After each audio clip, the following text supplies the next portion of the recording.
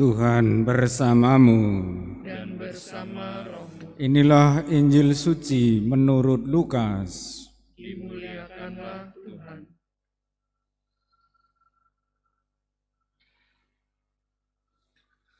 Ketika Yesus datang ke Nazaret, ia berkata kepada umat di rumah ibadat, "Aku berkata kepadamu, sesungguhnya tidak ada nabi yang dihargai di tempat asalnya.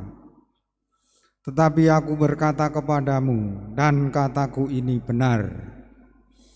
Pada zaman Elia, terdapat banyak janda di Israel ketika langit tertutup selama 3 tahun 6 bulan, dan ketika bahaya kelaparan yang hebat menimpa seluruh negeri. Tetapi Elia diutus bukan kepada salah seorang dari mereka, melainkan kepada seorang janda di Sarfat di tanah Sidon. Dan pada zaman Nabi Elisa, banyak orang kusta di Israel, tetapi tidak ada seorang pun dari mereka yang ditahirkan selain daripada Naaman orang Syria itu."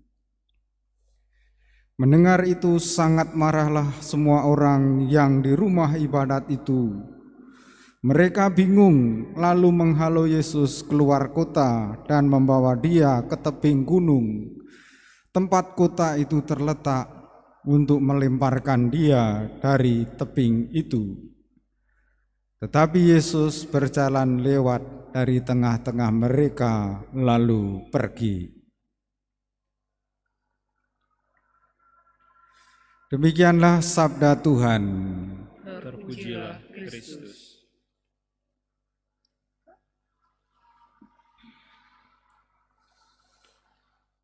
Umat Allah yang terkasih, kehadiran Yesus di dunia orang banyak menolaknya. Teristimewa orang-orang Nazaret menolak dia karena tahu siapa Yesus. Dosa terbesar umat manusia adalah merasa tahu siapa Allah, atau sebaliknya menolak kehadiran Allah dalam hidupnya. Yesus memberi 2 peristiwa besar bagaimana orang menerima kehadiran Allah bisa selamat. Pada zaman Elia, ketika terjadi pandemi kusta. Pada zaman Elisa, pada zaman Elia, ketika terjadi kelaparan hebat selama 3 tahun 6 bulan, terjadi mujizat pada janda di Sarfat. Karena apa? Karena dia mengimani Tuhan. Pun pada zaman Elisa, ketika terjadi wabah kusta di Israel, Naaman orang Syria yang mengalami mujizat penyembuhan karena dia mengimani Tuhan.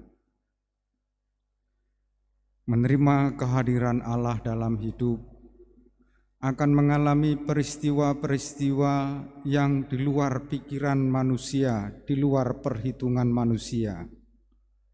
Kisah itu diceritakan Yesus kepada orang-orang Israel, dan kisah itu malah menyinggung orang Israel, membuat mereka marah, lalu menghalau Yesus dari rumah ibadat. Ketersinggungan mereka membuat mereka menyingkirkan Yesus, mau melemparkan Yesus dari tebing. Tetapi juga Yesus bisa menyelamatkan diri. Entah bagaimana kisahnya, Yesus berjalan lewat dari tengah-tengah mereka lalu pergi. Kita orang-orang beriman, mari menerima kehadiran Allah dalam hidup kita, supaya kita diselamatkan, supaya kita memperoleh kepastian dalam hidup meskipun masih banyak aneka kesulitan dan tantangan. Kalau kita mendengar kisah Elia dalam peristiwa kelaparan 3 tahun 6 bulan, kalau kita mendengar pada zaman Nabi Elisa ketika ada kusta, ada pandemi kusta dan Naaman disembuhkan, harusnya kisah-kisah itu semakin meyakinkan kita, semakin membuat kita sungguh percaya bahwa Allah masih bisa membuat mukjizat untuk hidup kita. Mari kita satukan doa-doa kita bersama persembahan di altar.